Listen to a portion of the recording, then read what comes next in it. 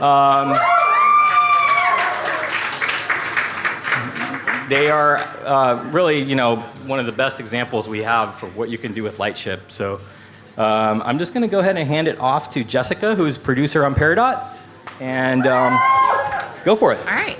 Hello, everyone. My name is Jessica Jiang. I use she, her pronouns, and I'm a producer on Peridot. And I'm really excited to share about all of the learnings that we've made, some of the custom tooling that we use Lightship for, and generally all the things that we've done to bring Peridot to life using augmented reality. So just to kind of run through what the contents of the talk are going to be, first we're going to introduce you to Peridot in case some of you haven't heard it before, which welcome. And then we're going to talk through some learnings from AR gameplay prototyping.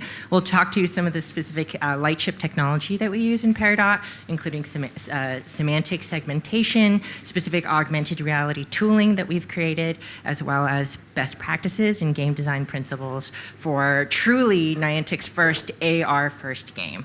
So let's just run into what is Peridot. So the key refrain of Peridot is that these are magical, one-of-a-kind creatures that are always by your side. Peridot is a really innovative AR-first experience that invites players, we call them keepers, so all of the keepers here, to explore the world and to really get out there with your creatures. And all of these dots are really 100% unique. They have a DNA code associated with them, and so no two creatures are the same, and we're hoping that these adorable virtual companions find their way into your phones and into your hearts coming very, very soon, which I'd love to talk about. But first, kind of the overall core premise of the game is that you adopt your one-of-a-kind Peridot. You can forage on different surfaces with your dot for different items. You can play with your dot, you can do fetch, you can teach it tricks, and you can raise your Peridot from a baby to a teen to an adult. And finally, you can hatch and diversify the species with others. So I mentioned we have a robust DNA system, and robust, I think, is probably an understatement. You have mathematically infinite combinations of different genes and traits for each of your creatures. And so our goal as keepers and as players of Peridot is to really hatch a greater diversity of dots and repopulate the earth with these adorable creatures. So we kind of talked through the game and what the key message and the refrain is, so let's talk through how it connects back to Lightship. Sorry, maybe I jumped the gun a little bit, but in terms of the day-to-day side, Peridot, you can go on daily walks together, so very distinct from our other Niantic titles in that you're required to have your camera on and engage with the game in AR. You can obviously geolocate and explore new places around the world, which we've called habitats. Each creature is intelligent and will have, wants and wishes, and so we ask keepers to complete the desires and do quests to keep your Peridots full and attentive and happy. And of course, it wouldn't be a companion without the ability to take adorable selfies and share them on social media. So that's kind of like the core loop and the core idea of the game. So let's talk about how it connects back into Lightship. And so a lot of the things we've done on Peridot we're done to take full use of a lot of the technology on Lightship, including real-time mapping. This is a Niantic game, and so of course we've incorporated location-based features and augmented reality. We also have some really stunning obstacle occlusion, as you can see from some of these GIFs, and we also have semantic segmentation, which we'll kind of explain for folks who are new to that concept or haven't worked with it previously. So yeah, we're doing a lot of really interesting things on Peridot to push the boundaries of augmented reality. And on that front, I will pass it to Lola to talk about some of the learnings from prototyping. Thanks.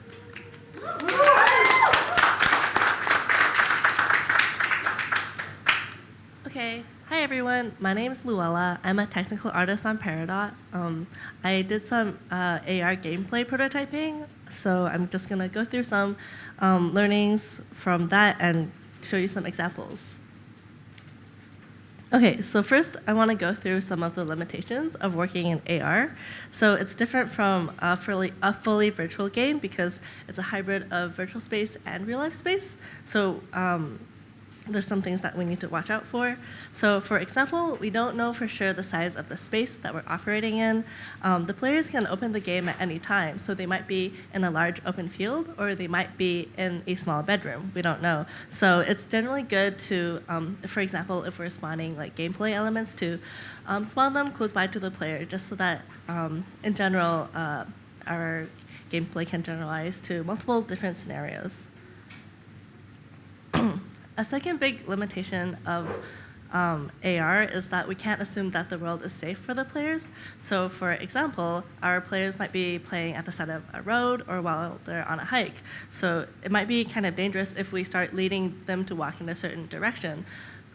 They might walk into traffic, or they might like walk off of a cliff or something. Could be kind of dangerous. So we want to avoid spawning objects too far away and leading them to chase or follow the object. So those were some limitations. Now I'll talk about some tools that we have in AR that we can work with. So one of the big elements that we have to work with is the environment mesh. So the environment mesh is generated at runtime to approximate the shape of the world that we're in.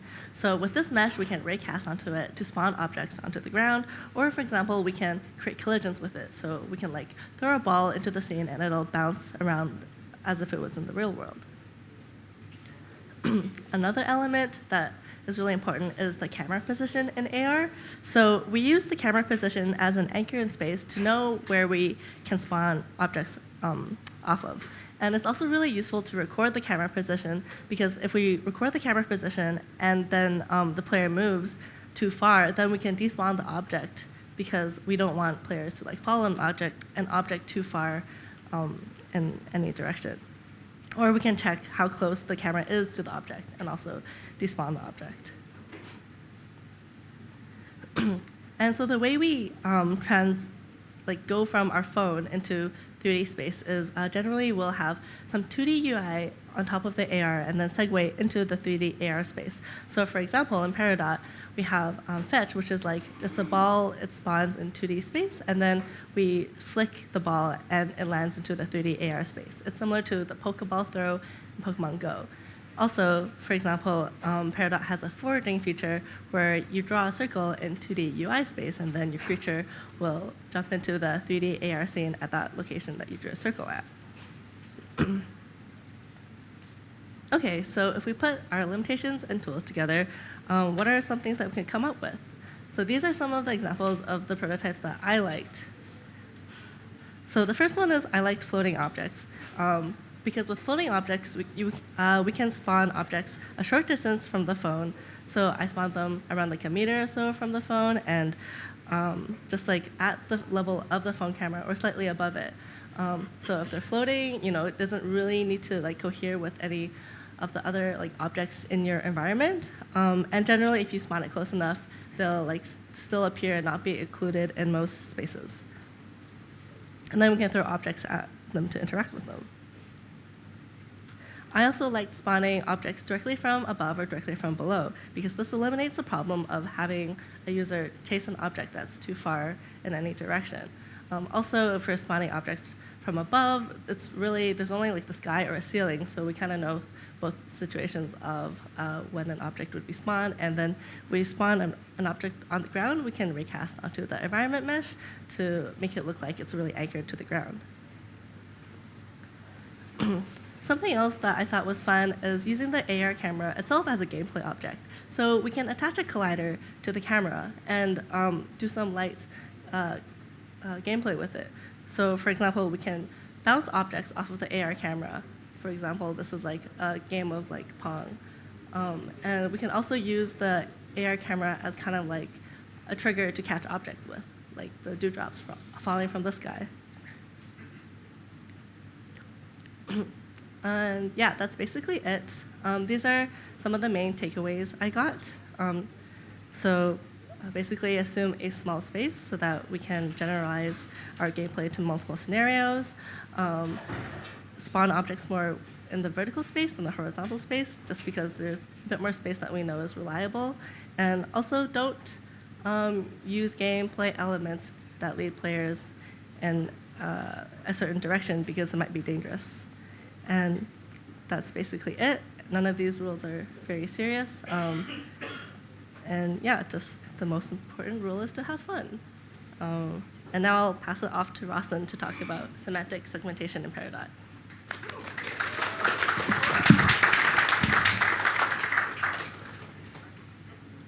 How's everyone doing? Do you guys like augmented reality? Okay. How about virtual pets? Good. Okay, that's what I like to hear. So I'm here to tell you about how we used semantic segmentation in our virtual pet, Peridot. So first of all, what is semantic segmentation? Unfortunately, I am just an adorable little client engineer, and I have no idea. So I'm not going to cover that. I'm just going to tell you what I do know, which is how we use it. So essentially, in this GIF, you can see that the white pixels represent what the game thinks is foliage. So this is foliage segmentation, and you can see it's not perfect. Sometimes the bush is white, which is correct. Sometimes there's a couple frames where it's not white. That means the game is not recognizing the bush as foliage. There's also some false positives where part of the deck is being recognized as foliage. So we have a world where we're making a game, and we have to deal with both false negatives and false positives. What can we do with this? These are the segmentation channels that we had to work with, and we had to figure out how can we make a game that somehow uses the camera, uses this augmented reality platform that we have to create some kind of fun gameplay. The first idea we came up with was these weird little virtual creatures called nectons. And when you're looking through the world through your phone, the game is finding things like a patch of water and spawning seaweed out of it, or sand with these slinky creatures, or if there's a bright light, these moth creatures will spawn at the light. And then your creature could find and eat these to raise its stats. This was really cool. It really made the world feel very alive, but it also was really overwhelming and bewildering. You're just moving your phone around, and like jellyfish are popping in front of you and jumping in your face. Another one of my pet features was this swimming feature. This was my darling. The creature sees a puddle of water and it jumps in and it swims. And when this worked, it was amazing.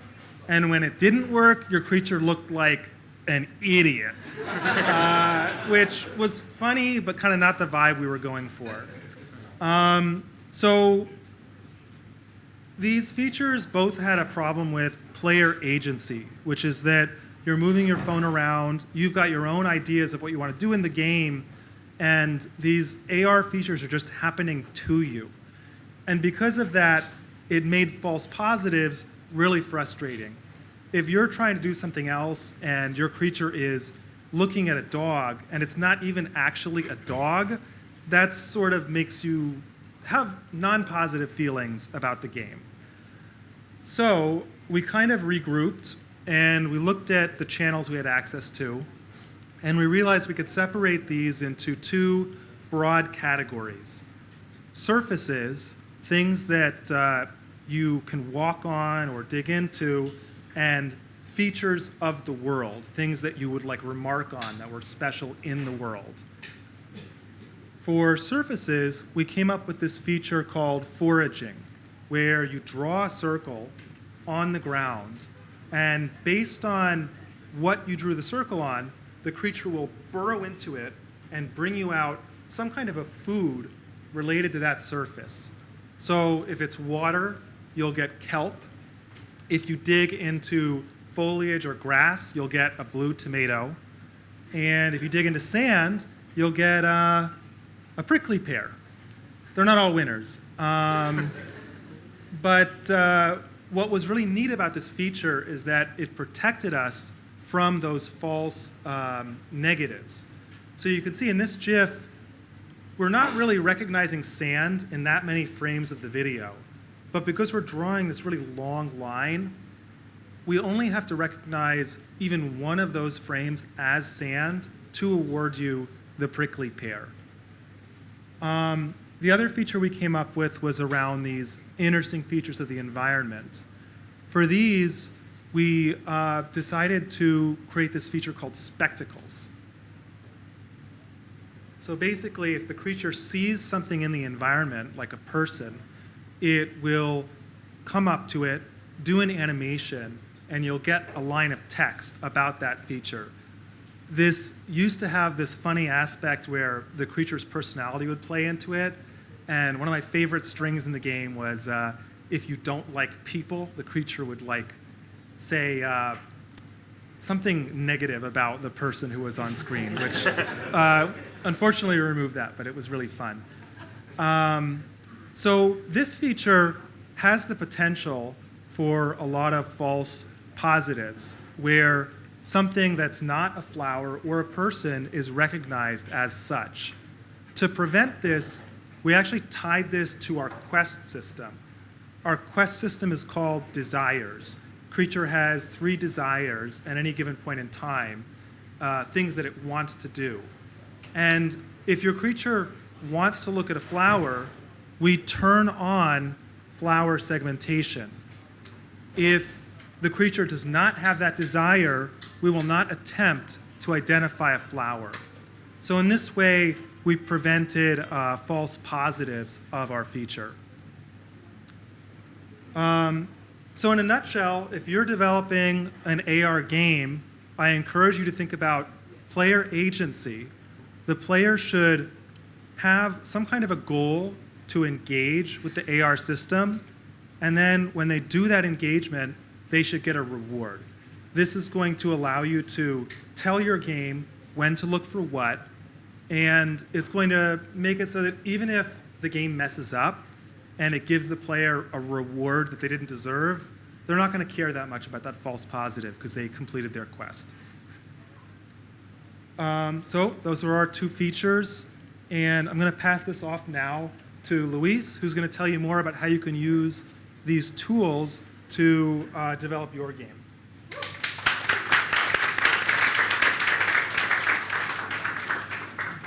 Hello, everybody. My name is Luis, client engineer on Peridot. Not as much of a hype man as Roston is, but who's excited for visually descriptive debugging tools? Woo! You guys are great. So first, I just want to go over what the need for on-device debugging tools is. When you're developing an AR game, you are at the whim of what your camera can see, which is like a potentially infinite number of situations that you just can't account for all of them. So building these tools will help you kind of give information for your dev team to be able to relay sort of like this feedback loop on what is happening, why isn't this working, how can we do the best to kind of like fix it for this situation.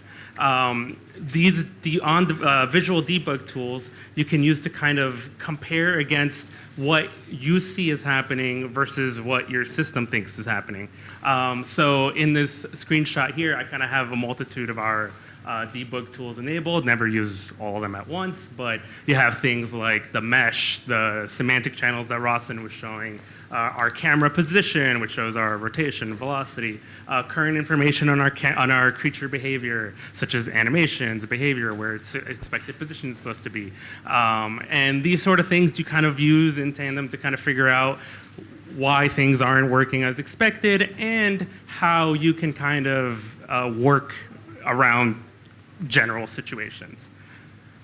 So first, just want to go over some tools that provided to us by using Lightship. And first, we get frame-by-frame details on what our AR system thinks is currently happening. So that's kind of like the semantic previewers. We can get information on the depth buffer. And then we just compare that against our camera feed. Is that like, do we actually see the grass? Is this a false positive, false negative? Is this sort of stuff like what we kind of want, how we want to handle the situation as we see it. If not, we have Lightship as a system for being able to record detailed information, and we kind of have this feedback system with team to kind of like, if we have a very egregious example of, hey, the meshing or the depth is not really working here, we can kind of work on that cooperatively. But also, if anyone was here for Justin's talk earlier, he talked about editor playback, where we're able to capture these recordings and play them back in Unity and kind of digest them in an easier way to figure out how we can make this sort of situation better. So Over here on the right is an example of playback editor, in editor.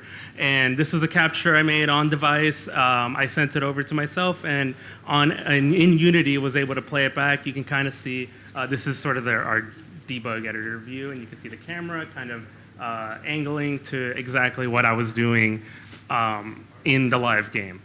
So we can kind of use this to figure out what's going on with the creature navigation. Maybe the semantics weren't working properly, and just kind of check that out in a more controlled environment. On the left, we have our semantic previewer, which Rostam was kind of showing earlier, and we can just double check that our semantics are what is expected.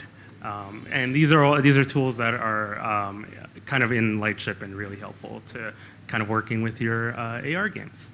And then, of course, we made some tools of our own, and this is our creature behavior debugger, which we can use to kind of figure out what's currently going on with our creature. Since the creature is our main star of the show, we kind of just want to make sure everything is going great with it, of course. So one thing that we show is kind of like what our navigation system is expecting the creature's position to be, and of course, comparing that to where the creature actually is and seeing what's going on. We have detailed information in our behavior tree. Maybe the creature got stuck doing a behavior that we weren't expecting in a certain situation. And then, of course, just relevant AR tools such as the mesh, the navigation mesh, which is game board, and of course, mesh normals.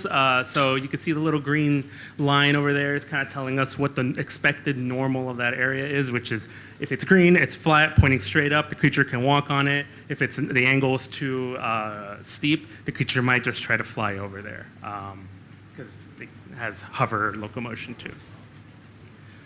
So yeah, that's basically it. If you're making AR games, I highly encourage you to kind of incorporate these visual debug tools so that you have a cool kind of feedback loop with your teams on developing your AR app, and you can kind of move along to make cute little experiences like this where the dog and the dot are playing fetch together.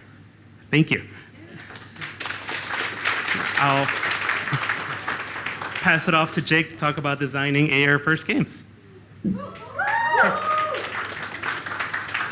Hi, everybody. My name is Jake. My pronouns are he, him, and I'm one of the game designers on the Peridot team. And I'm going to talk about some design principles that we use on Peridot to engage our players. I think before we talk about those mechanics and techniques, it's first good to consider who that group of players is. So we kind of have this first group of people that really enjoy pet sims, like Webkins and 10 Dogs, Tamagotchi, the Samanthas, if you will. And this group kind of comprises the majority of our player base. They're more casual, maybe like one login a day, shorter sessions. And if you think about like pet owners, these are people that own like 1 or 2 pets and focus on taking care of them in real life. Then we have this kind of second group of players that really like some of these other breeding games or maybe breeding systems in other games. These are the Dracos, since a lot of breeding games are around dragons for some reason. And kind of like how most people that are pet owners are not pet breeders, this is kind of a smaller group of really engaged people that devote a lot of time to it. And our kind of goal is the Samantha to Draco pipeline. So we want people to kind of be so impassioned by raising their first dot or their first couple dots that they will be enticed to breed their perfect pet. And so kind of high level, the Samanthas are really motivated by kind of very realistic pet experience. So AR is really useful in sort of enhancing the immersion of having this pet. So like throwing a tennis ball and having it bounce around your living room without breaking anything, or when you're going on your walk to work, like your creature can come with you, or when you're walking your dog, your creature can come with you. So really connecting it to their real life. Whereas the Dracos are very focused on hatching their perfect creature and collecting all of these like archetypes, which are kind of like the different breeds of Peridots, and making like their coolest dot possible. Maybe one that looks like their own pet, or like Toothless from How to Train Your Dragon, whatever that kind of creative intrinsic goal is for them. And for AR, we really want to focus on this first group since it's most of our players, and we want to make that as like engaging, as interesting as possible. So I'll kind of talk about mechanics and principles focused on this group of players. So here's two that I'm going to talk about today. And I'll go in the first one, simple and intuitive interactions first. When you're playing AR, you kind of have to think about seeing your creature in the real world like through a magnifying glass. So everything that you do kind of has an additional layer of complexity. It's kind of like hard to keep track of like where your creature is sometimes. You have to like walk around like looking through a magnifying glass, which as in Scooby-Doo is a little slow and a little awkward sometimes. So trying to make, as kind of like Rostin said, as little going on as on the screen and as simple of actions as you can as possible. And yeah, core goal is to keep all these actions simple. So you have all these prerequisites, adding any on the back end of like micromanaging your creature like while you're walking, or like 3 to 4 step procedures like probably won't fly if people are already like struggling to find their creature in AR. So here's some sort of simple core mechanics in our game. Foraging is primarily drawing a circle on a surface. Petting is rubbing the creature with your finger, kind of like in Nintendogs. And feeding and fetch have the same core action, which is kind of flicking to throw the ball or the food into AR space. And for this next section, I'm going to focus on foraging, but the principles I'm going to talk about kind of apply to all 3 of these. I think it's really important to kind of provide clear feedback during the interaction itself. So as you can kind of see, there's like a circle and a dot indicating like where the player's finger kind of projects into in AR. And you have this little line following it showing where they've drawn like the circle earlier. Once we sort of detect a surface, there's that little thought bubble with like a picture of it. That one is like dirt or sand. And then there's these little dirt bubbles that sort of pop up and follow the circle to know that you're still detecting dirt. And then once the action is done, you want to make it as like juicy and rewarding as possible because they did something really cool. So once you finish the circle, the creature sort of like does this big jump into the ground like they're doing a swan dive. And then it kind of sits there for a second, waits a beat, and then it pops up out of AR, and all these like particles fly out, the food flies into your bag, and then any XP or like other rewards also kind of fly into your meters on the bottom left at this point. And I think with these kind of core actions, it's good to automate, but make it interruptible by the player. So you can kind of see here, like the creature's sort of wandering off, but when the player decides to forage, they like direct their attention to where they're foraging, stop what they're doing, go to the forage, and then resume what they're doing earlier. This is also really helpful with walking too. If you are walking and your creature's still trying to walk around, but you see like a really interesting feature like grass or water that you don't see all the time, and you want to forage it right away. And sometimes things stop working, and it's good to have fallbacks. So we have this kind of fallback surface called like unnatural. It's usually used for like tile or like hardwood flooring. We can't really detect a specific kind of surface. So even if like the segmentation breaks for some reason, we'll still give the creature like some kind of food or some kind of reward for drawing the circle. And then it's also important to communicate why something doesn't work if you can't use a fallback. Usually some combination of like creature animations plus like a modal clearly explaining what happened is sufficient for this. And yeah, that pretty much covers the first part of it. So now we're going to try and combine all these simple AR interactions into like a gameplay loop that is enhanced by the semantic features. So this is kind of a very complex diagram of our core loop, but at a high level, the top part is the kind of fullness system. So when the creature's hungry, you can feed it until it's full. Once it gets full, you have to wait some time to go down, and then you can start that process all over again. Feeding it when it's hungry gives you XP that grows the creature into an adult. And then the attention meter is pretty similar. Like when it's lonely, you can play with it or pet it or teach it tricks, and then it kind of decays over time, and you can come back and do everything sort of at the same time. But important to note is that the semantics, specific semantics, are not required for our core loop. So for feeding, you can feed it any food and it'll fill up the fullness meter. Or you can teach it a trick and anywhere, pet it anywhere. So you can kind of do this sort of core loop in any context that you want. Where semantics typically come in are enhancing and directing the gameplay and telling people like what's possible. So if you tell people to like look at a tree trunk and look at water, maybe they'll go to their nearby park. If you tell people to look at a bunch of people or pets, maybe they'll go to a dog park. So you can kind of direct their sessions in that way and reward them for it because it's a pretty high amount of effort to do so, but not make it essential for growing the creature and kind of progressing the player. And yeah, the main reason for this is that semantics have variable difficulty. So like an easy semantic is something that I can do just like sitting down on my couch. A medium one is something that I can do like just walking outside and like looking around. And then a hard one is if I have to go somewhere specific.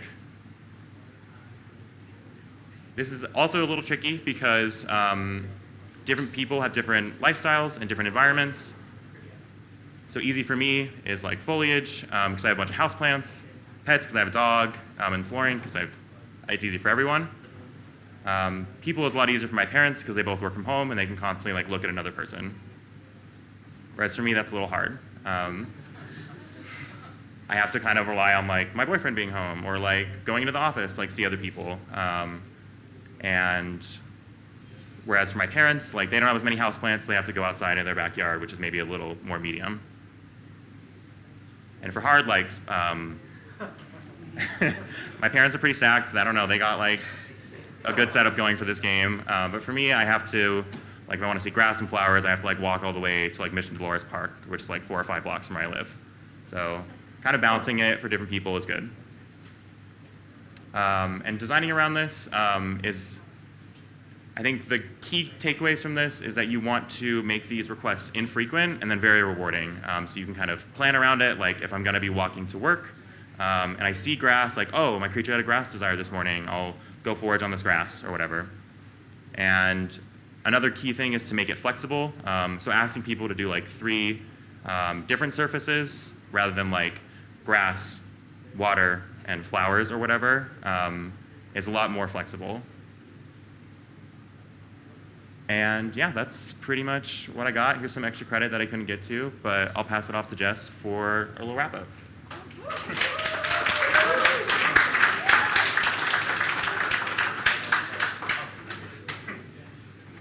All right. Thanks everyone for stopping by the talk portion. We're going to open it up to a Q&A. If anybody does have questions, I think Phil can pass around the mic and all of us here, all 4 of us, can come answer whatever questions you might have. And then afterwards, we'll be doing kind of an open office hours and a demo session. So one of us will be demoing and playing the game on the big screen, so we're going to mirror our phone so folks can watch. And then there's 4 others of us, all with tester devices, so whoever is interested in playing Peridot and giving it a shot, come find us and we can walk you through the demo and let you all play and kind of run wild in our game. So, you want Questions? Who's got questions?